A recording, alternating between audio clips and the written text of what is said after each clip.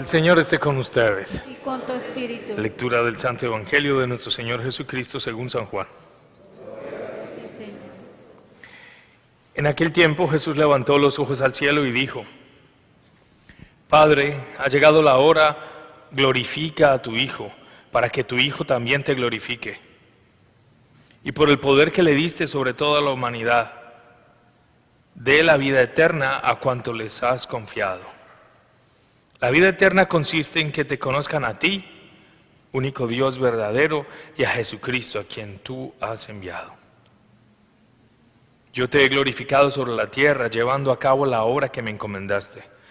Ahora, Padre, glorifícame en ti con la gloria que tenía antes de que el mundo existiera. He manifestado tu nombre a los hombres que tú tomaste del mundo y me diste. Eran tuyos y tú me los diste. Ellos han cumplido tu palabra y ahora conocen ver estas bancas medio llenas, pero es algo maravilloso poder celebrar la Eucaristía con el pueblo, con los miembros de esta comunidad. Es un gozo inmenso. Para muchos de ustedes va a ser la primera comunión después de mucho rato, ¿cierto que sí? Y hay hambre de Jesús Eucaristía, hay deseo de estar con Él. ¿Cuánta falta hace celebrar la Eucaristía, especialmente cuando uno ya está acostumbrado de vivirla a diario? La primera lectura de los Hechos de los Apóstoles nos muestra a Pablo terminando un proceso misionero y continuando otra etapa. Pero es muy bella la manera como llama él a los presbíteros de la ciudad de Éfeso y les pide que vayan a Mileto a encontrarse con él. Es como un arzobispo llamando a todos los sacerdotes o un obispo llamando a todos los sacerdotes a hablar con ellos, a contarles, a animarles.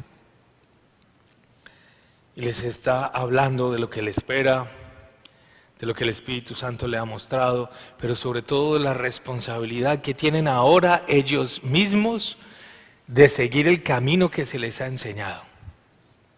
Es la responsabilidad que tiene cada uno.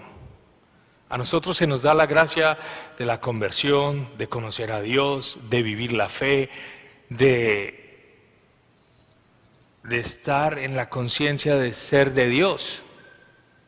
Esa es una gracia inmensa.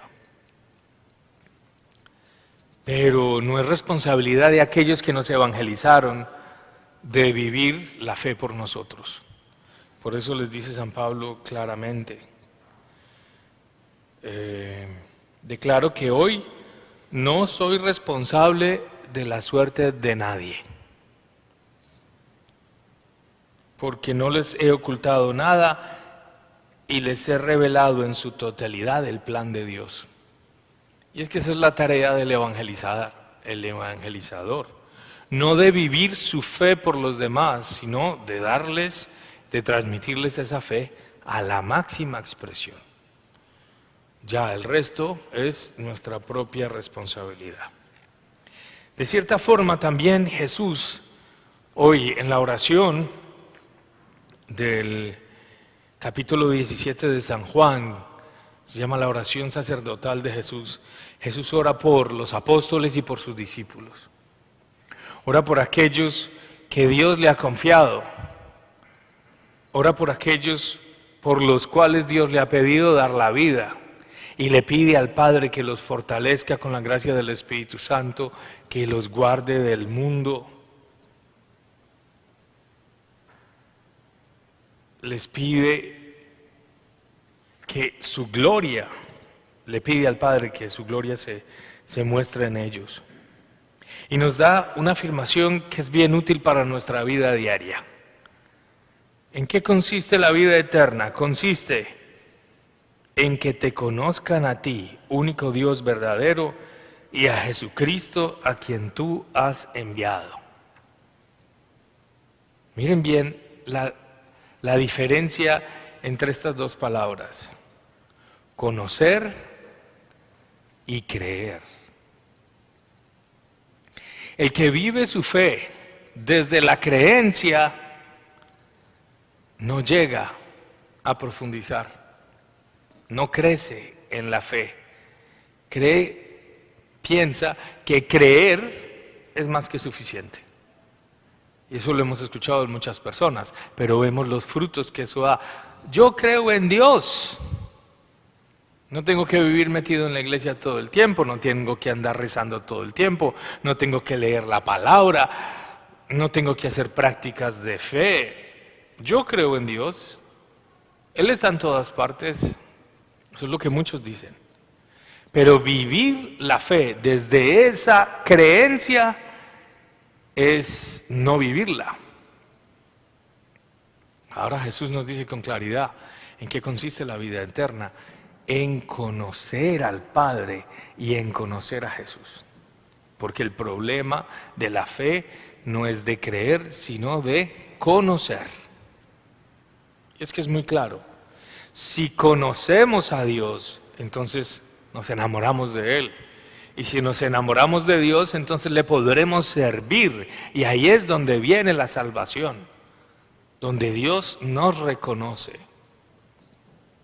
Conocer a Dios entonces es el principio para la vida eterna. ¿Qué es conocer a Dios? Saber muchos datos sobre Jesús, aprendernos de memoria el catecismo, eso ayuda. Pero a Cristo lo conocemos primero en la Eucaristía, la palabra y en los hermanos, en la comunidad. Ahí es donde conocemos a Cristo y ahí es donde Cristo nos conoce a nosotros.